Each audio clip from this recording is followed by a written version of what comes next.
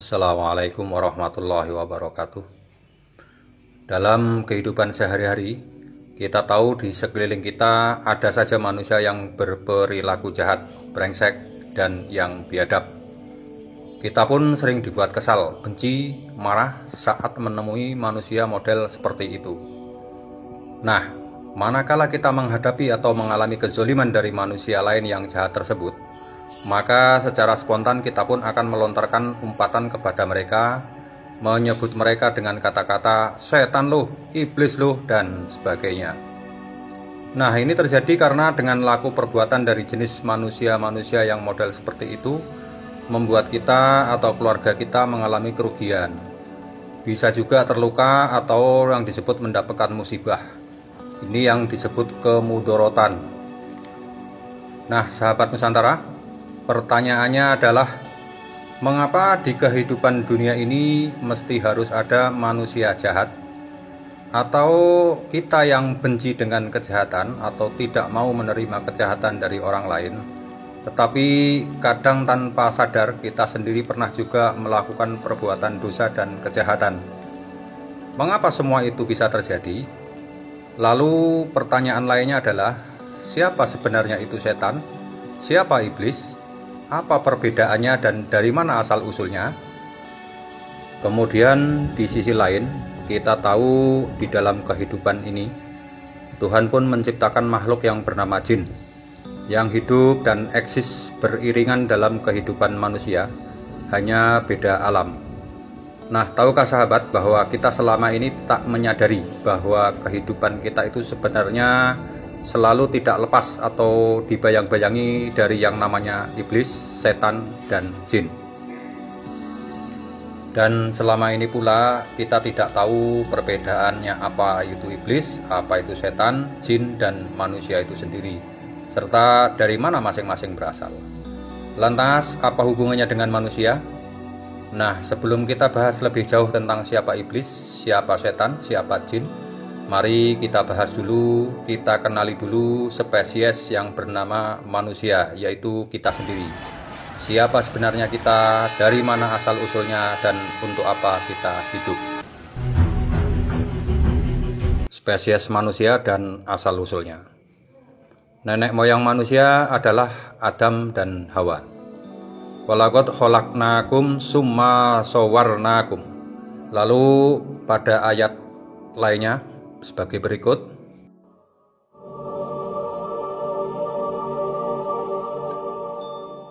Dan manusia berasal dari saripati tanah. Walaqad khalaqnal insana min sulalatin min tin. Lalu manusia dicipta setelah penciptaan jin. Wal janna khalaqnahu min qablu min naris samum. Quran surat Al-Hijr 27. Kemudian manusia adalah makhluk yang berakal. Fattaqullaha ya ulil albab dalam surat At-Tolak ayat 10.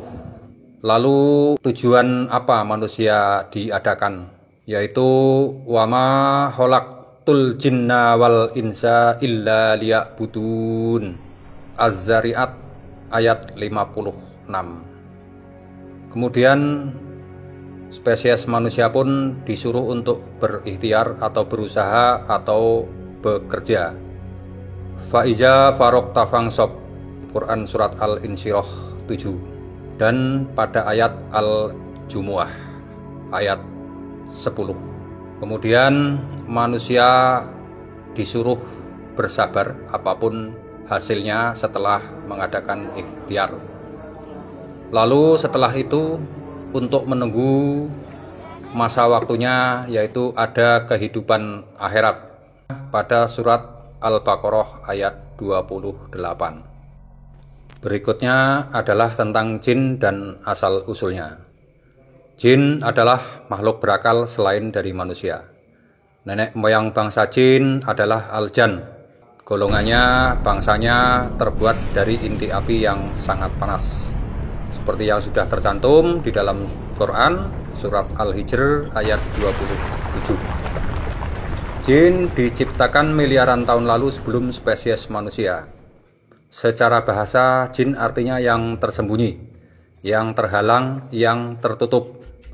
Disebut jin karena makhluk ini terhalang, tidak dapat dilihat dengan kasat mata oleh manusia. Oleh karena itu, bayi yang masih berada di dalam perut ibunya itu disebut janin, sebab kata janin dan jin memiliki kata dasar yang sama, yakni jan, karena ia tidak dapat dilihat dengan mata telanjang. Demikian juga orang gila dalam bahasa Arab disebut dengan majnun, dari kata jan juga, karena akal sehatnya sudah tertutup dan terhalang. Lalu tujuan untuk apa jin diciptakan? Ternyata sama dengan manusia, yaitu untuk beribadah kepada Allah. Kemudian jin juga sama dengan manusia, ada yang taat dan ada yang kafir atau membangkang. Berikutnya adalah tentang iblis dan asal-usulnya. Iblis adalah julukan jin pembangkang yang dahulu kala pernah mendapat kedudukan karier puncak ketakwaan di kerajaan langit dengan julukan sebagai Al-Muqarrabin, atau yang didekatkan di sisi Allah Ta'ala. Tokoh jin ini menduduki derajat kemalaikatan di masanya, bahkan berpangkat sebagai pimpinan para malaikat yang bernama Azazil. Ini ada riwayatnya tersendiri. Kemudian mengapa pangkat dan derajatnya sebagai malaikat bisa lepas dan jatuh hingga derajatnya berubah menjadi iblis? Nah, sejarahnya dapat kita renungi di dalam Al-Quran surat Al-Kahfi 50, yaitu ketika melakukan pembangkangan, jin langsung auto terlepas saat menolak perintah Tuhannya untuk bersujud di hadapan Adam, sekaligus auto keluar dari singgasana kerajaan surganya Allah, alias terusir. Dan sejak saat itulah ia dan para pengikutnya mendapat julukan iblis.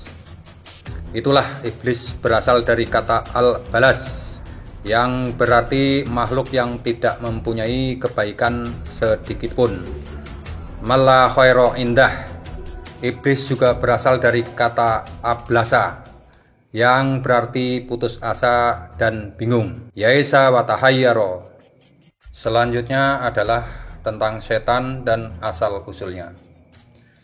Setan adalah kata sifat, dan sifat ini muncul atau dapat menjelma dari jiwa pengilhaman an-nafs az-zulmun, atau nafsu kegelapan makhluk. Sifat ini melekat pada makhluk jin dan manusia, sesuai yang disinyalir dalam surat Asy-Syams ayat 8, fa'alhamaha fujuraha wa taqwaha. Dinamakan setan berasal dari kata syaitona, yang bermakna sutun, yaitu mengiringi sifat ba'uda yang bermakna jauh, yakni yang selalu menjauhkan manusia dari kebenaran. Oleh karena itu, sifat setan ini pasti akan dijauhkan dari rahmat Allah Subhanahu wa Ta'ala.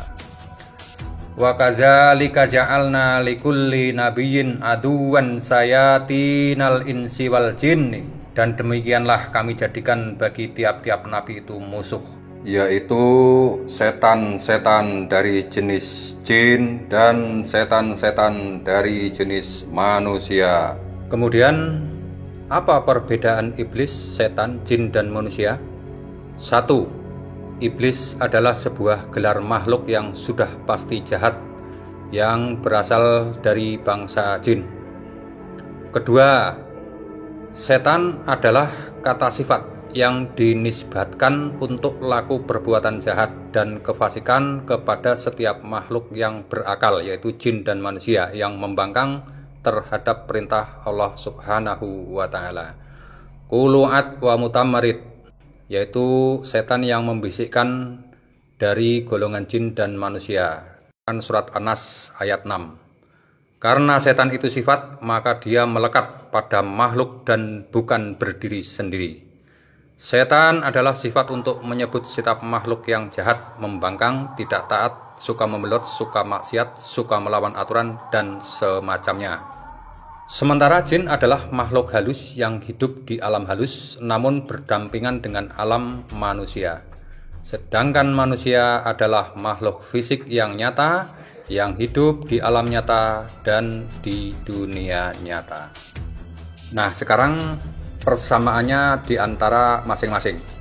Iblis, jin, dan manusia adalah sama-sama makhluk fisik ciptaan Allah Subhanahu wa Ta'ala. Sedang setan adalah laqab atau gelar dari sifat pembangkangan, kejahatan, dan keburukan yang melekat pada jin dan manusia sewaktu-waktu. Hanya saja jika iblis adalah gelar paten atau stigma tetap untuk bangsa jin yang membangkang dari sejak dahulu kala. Dengan demikian intisarinya, 1. Iblis dapat dikatakan sebagai raja setan, rajanya jin yang bersifat setan, dan rajanya manusia yang berperilaku setan. Lalu jin dan manusia adalah makhluk netral tetapi dapat berubah menjadi iblis dan setan sewaktu-waktu karena laku perbuatannya.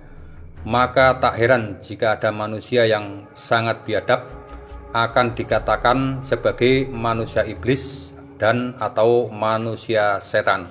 Jin dan manusia yang jenis inilah nanti yang kebanyakan akan masuk neraka karena pembangkangannya, seperti disebut dalam Quran surat Al-A'raf 179. Dengan demikian, sekali lagi kesimpulannya bahwa untuk memahami siapa setan, siapa iblis, siapa jin, dan siapa manusia, maka satu prinsip yang harus dipahami yakni iblis, jin, dan manusia itu makhluk fisik, sedangkan setan itu sifat. Iblis, jin dicipta dari nar atau inti api yang sangat panas, sedangkan manusia dicipta dari turut atau tanah liat. Namun manusia memiliki kelebihan yang tak dimiliki oleh iblis dan jin, bahkan malaikat dalam makom tertentu, yaitu bahwa manusia tercipta dalam rupa yang terbaik. Kelebihan manusia lainnya adalah dapat menduduki derajat al-muqarrabin, yaitu yang didekatkan di sisi Allah. Laqad khalaqnal insana fi ahsani taqwim. Quran surat Atin ayat 4. Ayat 5 berikutnya yaitu manusia yang jatuh ke dalam kerendahan. Summa radatnahu asfala safilin. Sekaligus dapat jatuh pula ke tingkat yang rendah sebagai asfala safilin, manusia yang lebih rendah dari binatang. Ulaikal an'ami balhum adol, ulaika humul ghafilun. Mereka itu sebagai binatang ternak, bahkan mereka lebih sesat lagi. Mereka itulah orang-orang yang lalai. Al-A'raf 179. Demikian sahabat, kita sekarang sudah tahu rahasianya. Sekarang tinggal kitalah yang ambil pilihan. Buat kita mau memilih derajat yang mana, maka mari kita memilih menjadi derajat yang muttaqin. Wassalamualaikum.